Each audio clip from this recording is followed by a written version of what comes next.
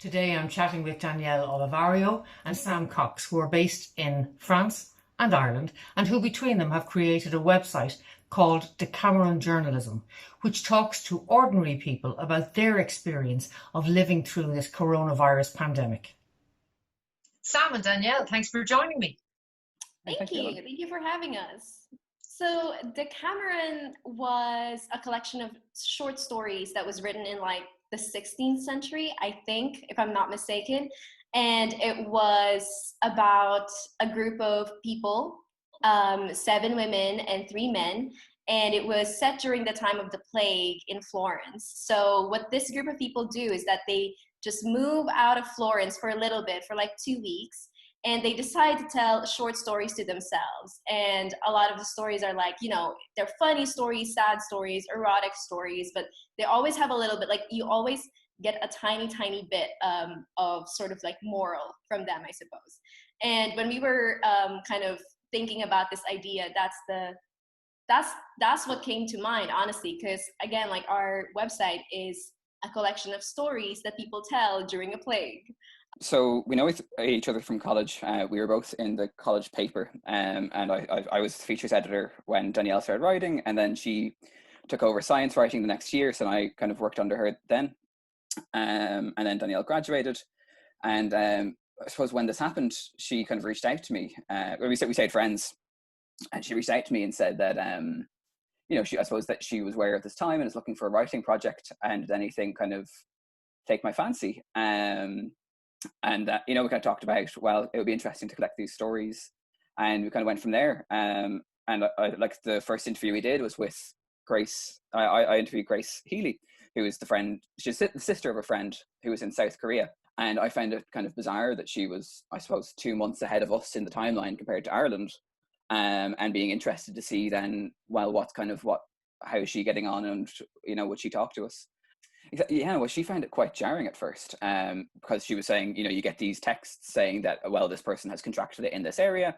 And so at the start, her phone was going off, she said, every half hour, every hour, with details of someone going around.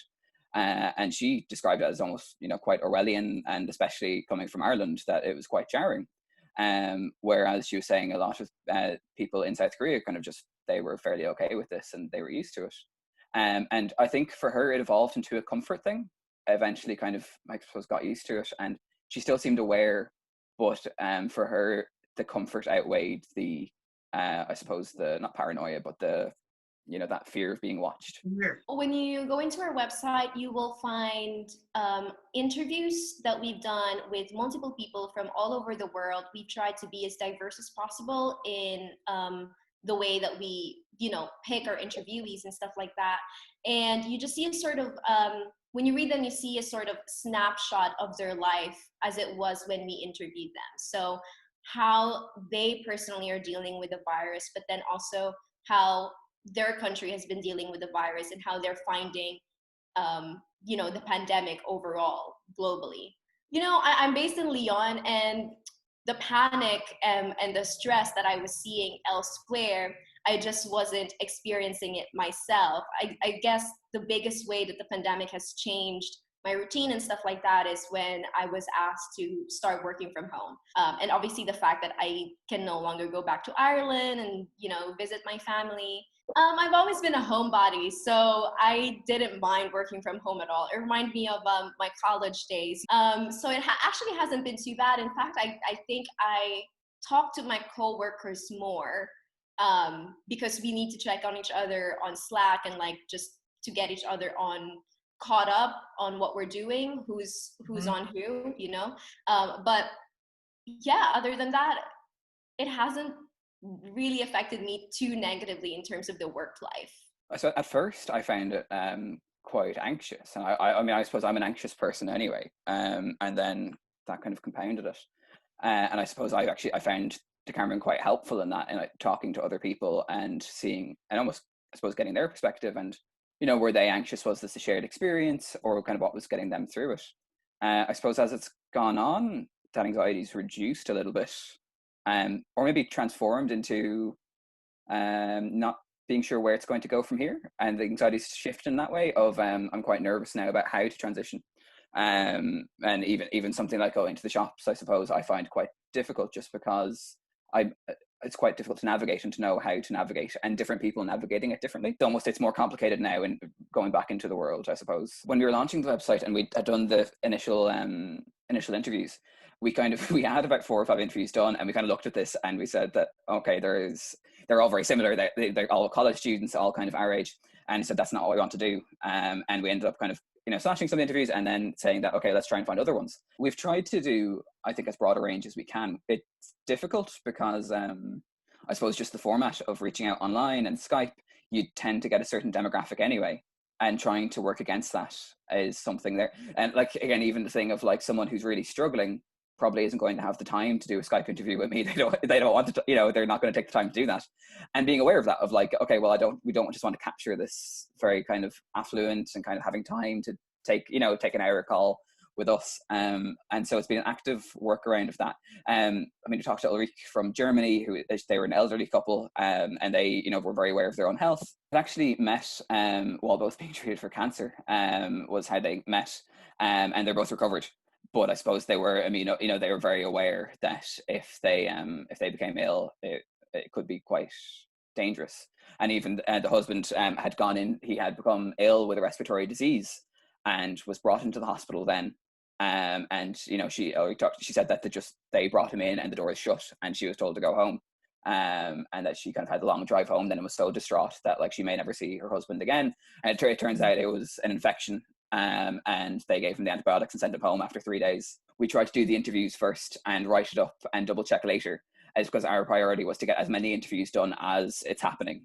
Switzer and Marner are a couple from the Philippines, and Switzer is immunocompromised. He has a kidney disease, but Marner is a nurse, so a frontliner.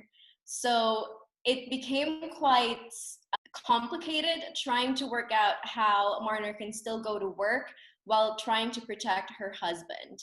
Because in the Philippines, there's no benefits, there's no unemployment benefits, there's no health care, there's nothing like that. Marner has started working now, and Switzer is going to his dialysis separately, alone. So that's where they are at the moment. I suppose Marner needed to go to work. I think it's very hard for her, especially, knowing in her mind that she's been surrounded by the virus all day and being sort of hyper aware of that fact, and then going home and being very, very careful that, making sure that she takes showers as soon as she goes home and takes all of her PPE gear and takes all of her, like even her shoes and stuff like that. What kind of level of stress? Have you found different stress levels in different parts of the world? Yeah, so with them, they're, I would say they're one of the most stressed people that I've interviewed personally.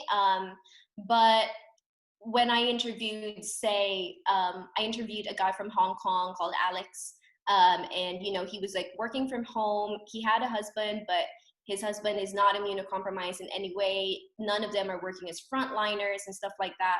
He would have been like one of the least stressed people, I would say, that I've interviewed, just in terms of like logistics of how you're going to pay your bills next. What's been strange is that I don't think I've interviewed anyone yet who's worried for themselves. Even the German couple, is that everyone was worried about someone else. And there was almost always someone that they were concerned about. Talking to like the Bennett family and Tabona, who's originally from Botswana, and she was like concerned about her family back home because, she was saying that it's just, they're in Australia, but they were saying, if the virus gets there, like there's not the sanitation facilities needed, like they wouldn't have the things there. And the same way, even the couple from Germany, that they were more concerned about each other and then about their daughter, who was a nurse. But that very few people actually either weren't concerned for themselves or wouldn't admit that they were concerned for themselves. I personally think that everyone has been genuine, and I think maybe it is easier to just be worried about someone else, and maybe to, it's hard to believe that it could happen to you. But Nora, who was in Canada, she had pneumonia from a virus that she had caught, and they didn't have the capacity to test her, but it was just assumed that since she had kind of recovered and But I mean, she was struggling, even she couldn't walk to the end of the street without being out of breath. I think some of the interviews that, again, I said, that kind of haven't been out yet, like one that is kind of formatted differently, is I interviewed someone, Chris, who was in China, and interviewed him. And he's actually from the US originally, but had moved over and had been working there for a few years. He kind of had posted the day of the interview saying that he had encountered his partner was ill and brought her into the hospital. And he wasn't allowed in the hospital based on kind of race, because he was a foreigner there, and he couldn't get in. And this had disconcerted him a little bit, and he had noticed kind of some hints of racism recently. So we talked, and he gave an interesting interview.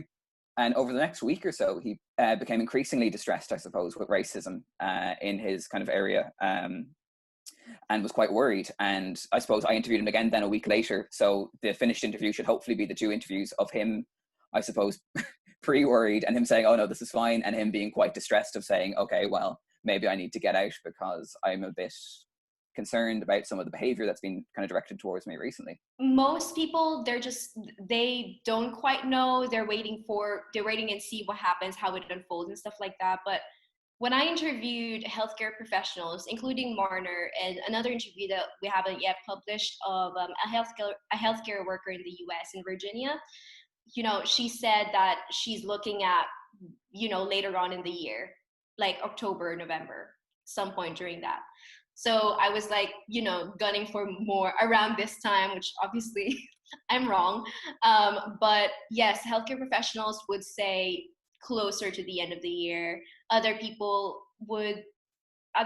didn't really have an idea. And I suppose I'm sort of one of them, in that I don't know really how the world deals with a pandemic. When the future is unknown, it is very easy to be scared of it. In a way, it's almost like, well, it is what it is. What will happen will happen. But in another way, it's like, well, what will it bring? Have we gotten through the worst of it yet? So are they getting good information through media or from governments, or do they feel they're empowered with knowledge, or they're looking for knowledge? What's their take on communications? A lot of different. I think that's probably where it's most varied. Like, I know kind of having one student kind of comment on kind of it's being difficult to partisan politics in the US, and you turn on one news channel and it's very different from another one. I think personally for me, I'm quite interested in science communication, and hearing different professionals talk about their different opinions of the WHO, the CDC, even like the ever evolving opinion on masks, and kind of how that's shifted.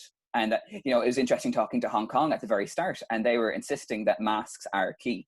And Carrie Lam at the time was saying that no, masks are, we don't recommend masks. And they were insisting that no, we're wearing masks. What's been wow, that was interesting. I wouldn't have expected that moment out of Decameron journalism. I think it's quelled my anxiety, I suppose, in that it's seeing how bad it can get and see people come out the other side. I didn't expect to be for it to be comforting to talk to a lot of people going through the exact same thing. I think for this has been one of the first few times in decades that everyone's going through the same issue. I mean, the last time would have been World War II, I think. So it's been really comforting to know that I'm not alone in dealing with this. My family's not alone, and my country's not alone. This is everyone. Everyone's kind of like figuring this out as we go along. So that has been really comforting to know, and just like knowing that there are other people with you, and there are other people that is going through this with you. That is a super note to end this interview on. Danielle and Sam, thank you both very much for that interview. Thank you. Thank you so much for having us. For me, there were 3 takeaways from that interview: the need for clarity of information, the diversity of publics, and the certainty that crisis will return. Clarity of information. Despite the fact that there were multiple sources of information available, people found themselves trying to read and listen and watch as widely as possible to establish for themselves where the truth lay. Diversity of publics. The virus is the same all over the world, but national, political and family circumstances differed and determined each person's approach to how they would cope with this pandemic. And the certainty of a return of crisis. The website is called Decameron Journalism after a plague that hit Florence in the 1600s. PR people know that every crisis should be a learning experience and should help to inform our approach to the next crisis. Essential online training solutions for communications professionals. The PR Training Academy.